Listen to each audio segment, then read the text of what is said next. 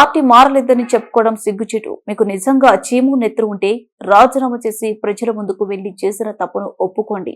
అన్నిటికంటే దారుణం ఏంది అంటే మీడియా వాళ్ళు రాసిన వార్తలు కూడా నిజం కాదని ఆ ఎమ్మెల్యేలు చెప్తున్నారు. స్పీకర్ దయచేసి రాజ్యాంగాన్ని కాపాడాలని విజ్ఞప్తి చేస్తున్నారు బీఆర్ఎస్ ఎమ్మెల్యే కల్వకుంట్ల సంజయ్.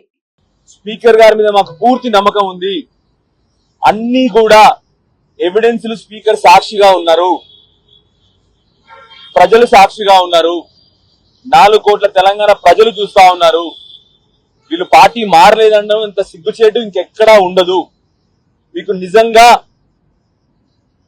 సిగ్గుంటే, మీకు నిజంగా చీము నెత్తురుంటే దయచేసి వెంటనే రాజీనామా చేసి ప్రజల ముందరికెళ్ళి మీరు చేసిన తప్పును ఒప్పుకోండి. ప్రజలు ఏ నిర్ణయిస్తారో ఆ నిర్ణయాన్ని కట్టుబడి ఉందాము. అన్నిటికంటే దారుణం ఏంటంటే ఇవాళ మీరు రాసిన వ్యాసాలు కూడా, మీరు ప్రచురించిన వ్యాసాలు కూడా నిజము కాదని చెప్పే పరిస్థితికి వచ్చినది. అంటే మీరు వార్తలు రాసినవి కూడా నిజము కాదంట.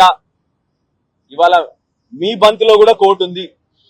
మీ బంతిలో అంటే మా జర్నలిస్టుల బంతిలో కూడా కోర్టు ఉంది.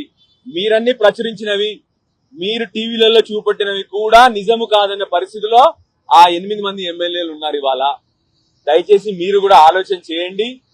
మీరే నిర్ణయం చేస్తారో ఈ మీ బంతిలో కూడా కోర్టు ఉంది. ఇవాళ మీ కోర్టులో కూడా బంతి ఉందని చెప్పి మీకు చెప్తా ఉన్నాను. మళ్ళీ ఒకసారి స్పీకర్ గారిని కోరుతా ఉన్నాను. మీరు పెద్ద మనిషి, మీకు అన్ని తెలుసు. లోపల జరిగిన ఇవాళ మేము ఇచ్చిన ప్రతి ఒక్క ఎవిడెన్స్ కి ప్రత్యక్ష సాక్షి స్పీకర్ గారు, అలా డౌటే లేదు. అసెంబ్లీలో ఏం జరిగిందో కూడా స్పీకర్ గారికి తెలుసు, బయట ఏం జరిగిందో స్పీకర్ గారికి తెలుసు. దయచేసి రాజ్యాంగాన్ని కాపాడాల్సిందిగా స్పీకర్ గారిని మళ్ళీ కోరుతా ఉన్నాను. అదే విధంగా మా జర్నలిస్ట్ మిత్రులు ప్రచురించిన ప్రతి ఒక్క వార్తని మరి గౌరవించాల్సిందిగా స్పీకర్ గారిని కూడా కోరుతా ఉన్నాను. వాళ్ళకు కూడా గౌరవం దక్కాలని చెప్పి కోరుతా ఉన్నాను. మళ్ళీ ఒకసారి స్పీకర్ గారిని మా ప్రెస్ మిత్రుల ద్వారా కూడా